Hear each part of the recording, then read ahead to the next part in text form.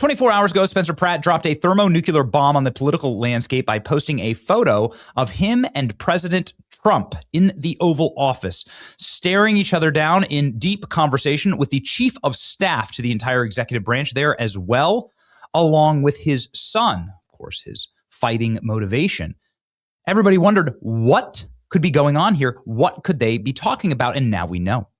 Ladies and gentlemen, Spencer Pratt just released what we've been waiting for. Proof of fraud in his mayoral race that was rigged and stolen from him. And it has gone thermonuclear viral, 48,000 likes, 8,000 reposts. Spencer Pratt has done it again. I didn't get cheated. You did. Here we go. In judicial ethics, the mere appearance of potential fraud is disqualifying. Same goes here. Whether or not there is widespread fraud occurring, there certainly could be, and it doesn't matter how many times you scream, there's no widespread fraud. A lot of people believe there is, and there's no way to actually validate it. This isn't just about whether or not fraud is swinging the election. The appearance of fraud already is swinging the election. People rightly have zero faith in this janky, inefficient system. They feel like their vote isn't being counted. They feel like illegal ballots are being cast, and they're not wrong to worry about it. There's literally no safeguards in place to prevent that from happening, and way too many openings for it to occur on a massive scale. You all saw how I was neck and neck with Karen Basura on election night, nearly double digits ahead of Nithya, just as the polling predicted. Rahman fighting tears on election night, trailing Spencer Pratt by roughly 40,000 votes and about 10 percentage points. I dominated the in-person vote. I smashed Nithya on the mail-in ballots too. She was crying on election night. It was over. Then a few days later, suddenly Nithya started overperforming as they continued to accept ballots 7 days after the election. But days of counting mail-in ballots have changed the map. I'm so grateful. Rahman has now erased a 40,000 vote deficit and moved ahead of Pratt by roughly 3,000 votes, a net swing of more than 43,000 votes. 43,000 votes, which just happens to be the exact number of homeless people on the streets in LA. They assured everyone that this is normal because for some reason that they can't explain, Democrats overwhelmingly vote by mail. There's a historical phenomenon in national voting called the red mirage. The red mirage. What we were calling a red mirage. The red mirage. Red mirage. Yeah. This term was coined because about some swing states count votes, usually favoring Republicans early. Then it becomes an advantage for Democrats later in the evening and then into the next morning. You expect to see the Republican with a lead, but it's not really a lead. Democrats vote in higher numbers by a mail-in ballot. Historically, Democrats vote in higher numbers by mail-in ballots. But not all Democrats, just the ones who were voting for the third place candidate, the one candidate who really needed the votes. Don't forget, there were 2 Democrats in the race, but for some reason, only the third place Democrat who needed the votes saw a disproportionate spike in votes several days after the election. Plus, multiple studies have shown that mail voting doesn't provide an advantage to either party. It's a myth. The media will say that claims of fraud here are without evidence. Keep in mind, an anomalous statistical spike like this is evidence of fraud. Ask any forensic accountant. It may not be necessarily proof of fraud, but it is certainly evidence of fraud. But forget the late ballots. Just because the vote swing coincidentally matched the specific LASA count of homeless people on the streets, just because NGOs that Nithya cuts checks to were hoarding ballots, just because hundreds of thousands of dead people and ex-presidents who've left California were still on the voter rolls, doesn't mean anyone is taking those loose ballots and filling them out. First off, it's against the law. And we all know if it's against the law, it doesn't happen. Secondly, we have signature verification. Everyone has to sign their ballot, and a computer checks your signature. Well, except some voters can't sign, so they carved out a rule where you can just make a mark on the ballot, and a witness can sign on your behalf. It can be an X or a scribble or even a happy face, as long as a witness signs off on it. And don't forget, once they separate the ballot from the envelope, there's zero way to trace it back to the ballot to check if a sudden tranche of votes that swung predominantly to one candidate had come from a bunch of ballots with the happy faces in the signature box. The DSA instructs their ballot harvesters to go door to door and tell them to vote for Nithya Rahman and even help them fill in the bubble for their preferred socialist candidates. This is explicitly illegal. A ballot harvester can't tell you how to vote, and they certainly can't help you fill out the ballot. But laws don't matter if you have no mechanism in place to prevent the crime from occurring in the first place. There is this misnomer being parroted even by staunch critics of California's rigged voting system, saying there's nothing you can do because this is all legal in California. It's not legal. Even by California's own ridiculous laws, all this stuff is still illegal. They've simply removed all the mechanisms to catch the fraud and prevent it from happening. It's like a bank heist, but California has made a law that you can't lock the bank vault. You're not allowed to have security cameras, and you can't count the money inside the vault. Robbing the bank is still 100% illegal, but there's no way to stop it from happening. Now here's the smoky backroom dealing. 5 days before my election, Gavin Newsom signed a ridiculous law that literally banned federal and independent authorities from investigating vote fraud or overseeing elections to monitor for fraud during the counting process. That's why I'm moving forward with new legislation that would make it a felony to seize ballots before the vote has been certified by state and county officials. We will be the wall he cannot get past. That's like banning the bank from having security cameras. Now, the timing of this was deliberate. He knows this won't hold up in court, but he did it so close to the election day, he knew the courts wouldn't be able to overturn it in time for the election.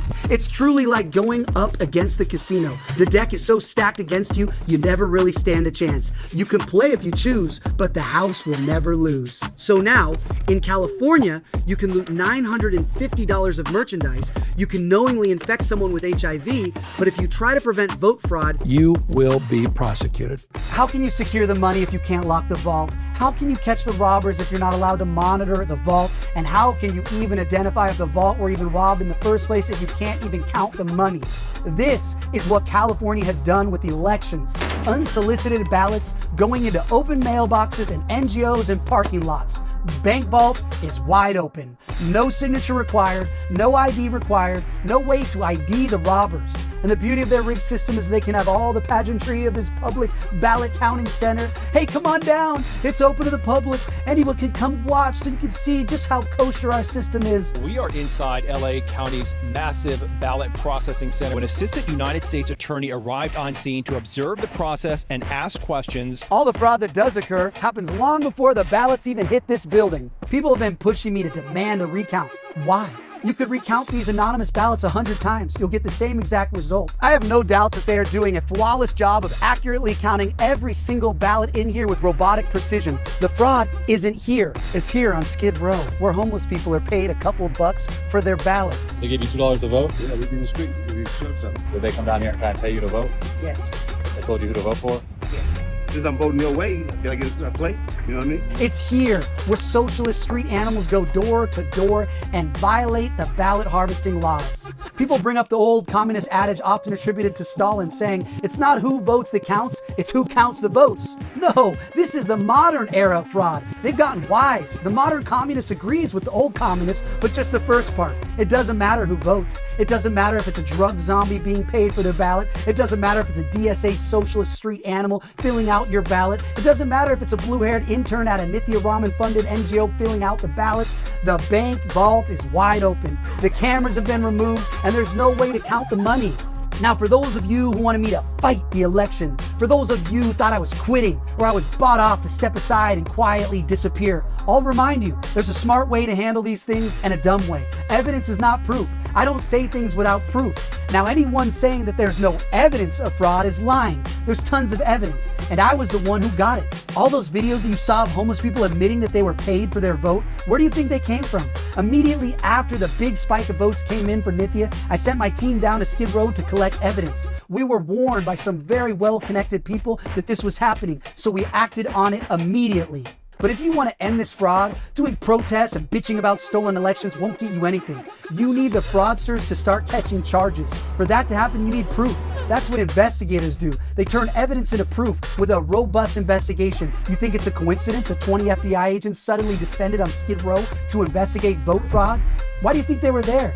You don't get evidence by going to rallies or storming the ballot processing center. You get evidence by doing real work. And the first rule of criminal investigation is you do not talk about it. Here's the reality. It's too late for my campaign. A lot of people refuse to accept that, but I can. I told you all to get your ass out and vote. Tell your friends to vote. Vote enough to beat the cheat. We didn't beat it, but that doesn't mean I quit. I don't know how to quit. He never knew when to quit. My goal isn't to try and salvage the campaign, just like my advocacy in the wake of the Palisades fire wasn't about my own home. It's too late for me. This is about you. This is about the next one. It's about exposing this corrupt, rigged system and changing it for the next election. If I have to be the kamikaze pilot to finally get this fixed, so be it. There's a right way and a wrong way to do this. The right way isn't easy, but it ends with commie animals and handcuffs. I will restore faith in our elections if it's the last thing I do. And to all you fraudsters out there, we've been watching you, and justice is coming.